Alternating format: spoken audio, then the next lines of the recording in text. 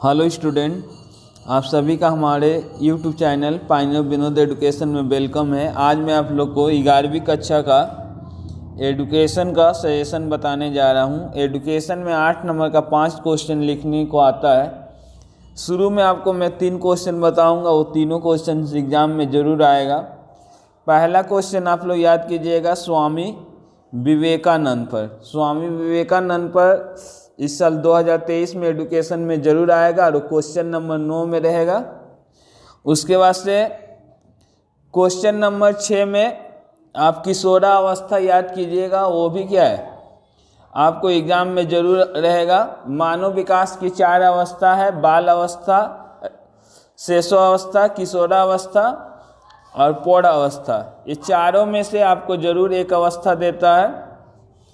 और एक क्वेश्चन औपचारिक शिक्षा अनौपचारिक शिक्षा से देगा।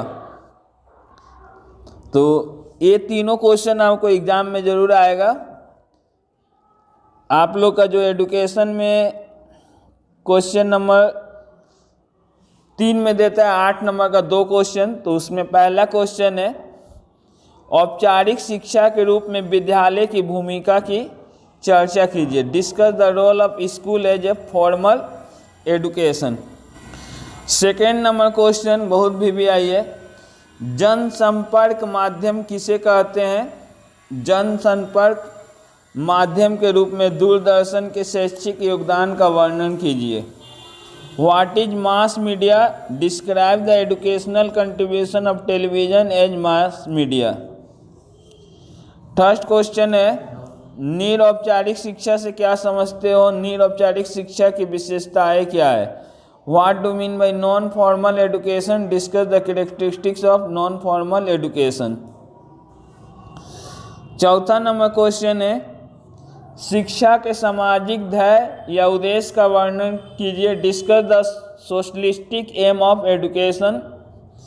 पांचवा नंबर क्वेश्चन है दूरस्थ शिक्षा, ये भी इम्पोर्टेंट है। दूरस्थ शिक्षा के लाभों का वर्णन कीजिए। What is distance education? Describe the advantage of distance education. Next question है पाठ्यक्रम।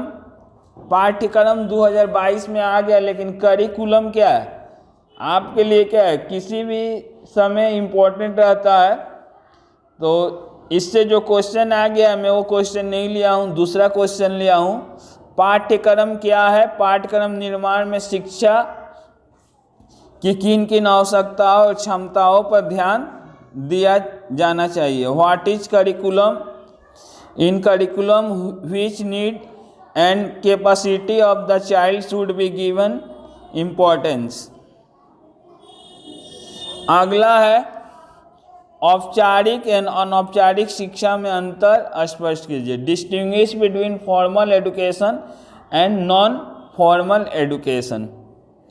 आपको मैं शुरू में ही बताया हूँ कि औपचारिक निरौपचारिक और अनौपचारिक शिक्षा में से तीनों में से ज़रूर आपको एक क्वेश्चन आएगा। तो औपचारिक शिक्षा क्या होती है? औपचारिक शिक्षा ये होती है जैसे हम लोग किसी विद्यालय में क्या एडमिशन लेकर पढ़ाई करते हैं, उससे शिक्षा ग्रहण करते हैं, तो वो हो जाती है अनौपचारिक। औपचारिक और अनौपचारिक शिक्षा वो है जो कि क्या है हम लोग माँ के गर्भ से ही सीखते हैं, अपने आसपास वातावरण से कुछ ना कुछ सीखते हैं, उसको क्या बोलते हैं? अनौपचारिक शिक्षा बोलते हैं। अगला है अनौपचारिक शिक्षा से क्या समझते हो? अनौपचारिक शिक्षा में परिवार की भूमिका का वर्णन कीजिए। What do mean by informal education? Evaluate the role of family as a medium of informal education. मैं फिर से बता देना चाहता हूं कि यहाँ से आप लोग क्या कर सकते हैं, औपचारिक अनौपचारिक शिक्षा और निरौपचारिक शिक्षा, ये 3 में से तो आपको एक आ रहा है। और दूसरा क्योंकि यहाँ पर 2 क्वेश्चन लिखना है तो डिस्टेंस एजुकेशन और मास मीडिया कर लीजिएगा, तो उसमें से भी आपको एक क्वेश्चन मिल जाएगा। तो टोटल आपका 2 क्वेश्चन यहाँ से हो जाएगा। फिर अगला 8 नंबर का 2 क्वेश्चन क्वेश्चन नंबर 6 में आएगा आपको। देखिए मानव विकास के 4 अवस्थाएं होती है, इन्फेंसी, शैशवावस्था, चाइल्डहुड बाल्यावस्था, किशोरावस्था और प्रौढ़ावस्था। जिसमें से प्रौढ़ अवस्था कभी भी किसी ईयर में पूछा नहीं है और इन्फेंसी और चाइल्डहुड शिशुअवस्था बाल अवस्था क्या है 2022 में आ गया है, तो 2023 में आपको किशोरावस्था जरूर ही आएगा। और कोई तेज स्टूडेंट है तो पौढ़ावस्था भी पढ़ सकता है, मैं किशोरावस्था आएगा जरूर आपको। तो एक क्वेश्चन यहाँ से आपको हो जाएगा। किशोरावस्था से आप क्या समझते हो? किशोरावस्था के दौरान शारीरिक एवं मानसिक विकास की विशेषताओं की चर्चा कीजिए। बहुत ही इजी आंसर है इसका। What do mean bye adolescence? Discuss the features of physical and mental development during adolescence. Second में क्वेश्चन लिया हूँ, इसी चैप्टर का है। वृद्धि एवं विकास की परिभाषा दे। वृद्धि एवं विकास की विशेषताएं क्या है?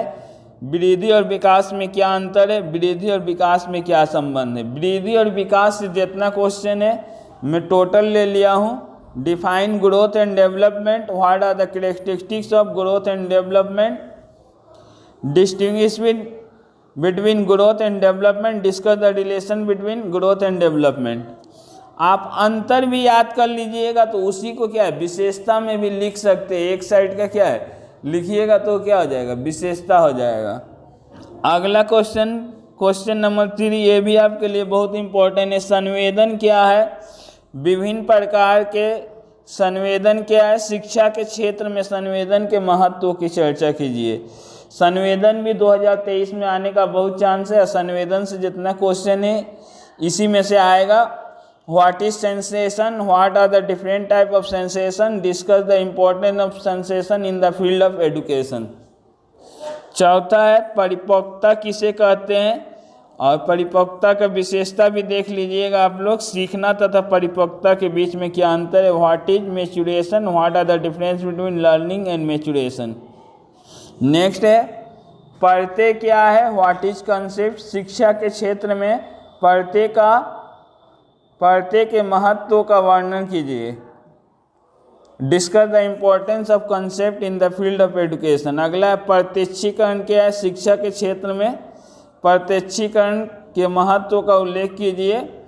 अगला है जो कि मेरा फेवरेट क्वेश्चन है लेकिन अभी तक किसी भी ईयर्स में पूछा नहीं है। सीखना या अधिगम से क्या समझते हो? अधिगम के प्रमुख कारक कौन कौन से हैं?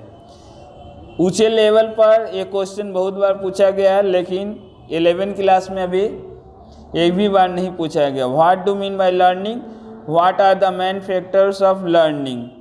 ये क्वेश्चन आपको बीएड और डीएलएड में पढ़ाया पूछता है। आप लोग यहाँ पर यदि 4 क्वेश्चन भी कर लीजिएगा तो आपको 2 मिल जाएगा। नेक्स्ट जो है क्वेश्चन नंबर 9 किसी न किसी महापुरुष पर लिखने को आता है।